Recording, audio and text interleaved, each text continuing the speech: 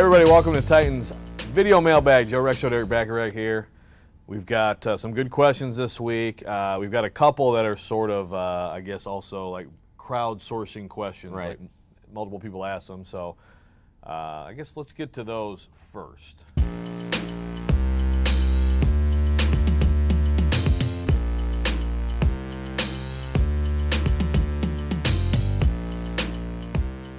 Okay, and I think, I've had a few emails to this effect, and I'm pretty sure I know in a couple of cases, I'm pretty sure in all cases, maybe not, but I'd say 90% is Alabama fans saying this. Not that I think some Titans fans who are not Alabama fans, I get the sentiment. Right. I don't personally agree with it, but what do you think? Yeah, I don't think so either. I mean, he was struggling early in the year, and that was, on him, not necessarily the coaching staff, and obviously you have Dion Lewis to factor in as far as that dynamic goes, and that workload has been, just an ongoing storyline since Dion Lewis came here. So I don't know if I agree with it either. I mean, you think about like the game in London. I think most people who watched this team closely were like, "Oh, Dion Lewis has got to get the ball more than Derrick Henry. He's running better than him." In Dallas, Dion Lewis was tremendous, had some huge plays. Now the counter argument is always, yeah, but Derrick Henry is a guy who's got to get the ball, and in Alabama he got it 30 times in the last 10 carries. No one wanted to tackle him. And I understand that. For one thing, in the NFL, it's hard to get to that many carries. Most teams have this two-back thing where the workload is going to be split. If you get 15, 17 carries, you've had a pretty busy day. I do think moving forward, I have to think that it's going to shift more to Henry after this game, to see if he can build on it. I don't see how you wouldn't think that way. I do too, and just looking at the last couple of games leading up to it, we kind of thought that should have been the case, for a game like this, just with what Derrick Henry was able to do, the past month really. And yeah, I think it's kind of about riding the hot hand, which is what the Titans have done this season. Look, if Dion Lewis has, a comparable game to what Derrick Henry had, I guess not 200 yards, but maybe he goes for 90 yards on the ground. The conversation shifts back again. So we'll see how that goes.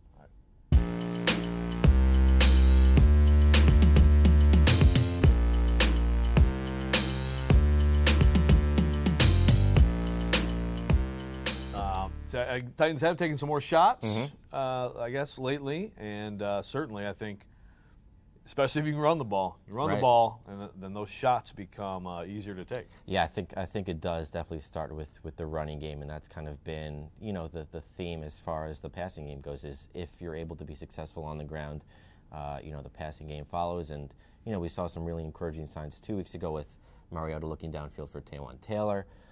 We've seen it kind of all season long with these longer over-the-middle type throws to Corey Davis. But yeah, if you could add that element to what we saw as far as the running game goes this past week, the offense opens up tremendously. Well, and you brought up Taylor, and that's a part of it too. He's the one guy in that receiver room that I think they feel like can get behind a defense, can take the top off the defense, as they like to say.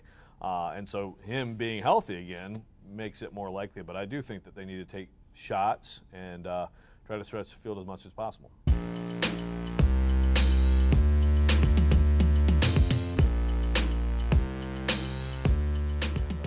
Yep.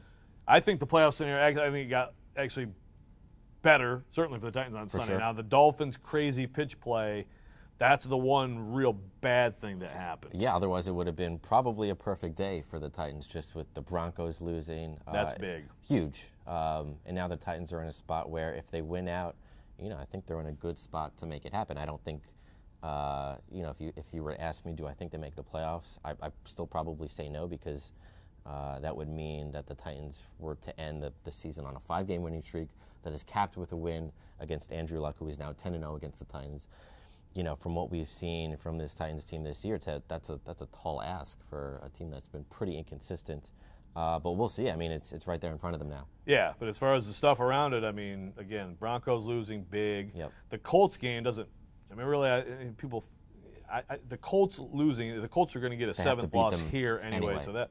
But actually, the Colts win opens up the division possibility if the Texans lose 2 of 3, which would be, that's Jets, Philly on the road, and then the Jaguars, and you don't know the Jaguars that showed up in Nashville weren't especially, the top of their game. No. But it's possible they could lose 2 or 3. The Titans could sneak in and win the division, which is crazy to think.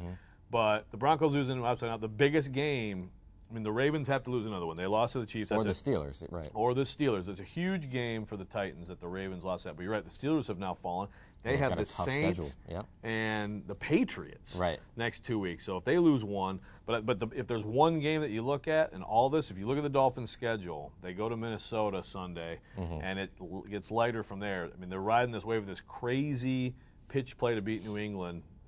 Titans fans have to be monster Vikings fans Sunday, along with hoping the Titans can win in New York. And if that happens, then I think it will come together for them to be playing Andrew Luck with a playoff spot on the line. Kind of fitting, for got to beat him at some line point. Up like that, So we'll see how it works out. Thanks for sending your questions. We'll be back next week on Titans Mailbag.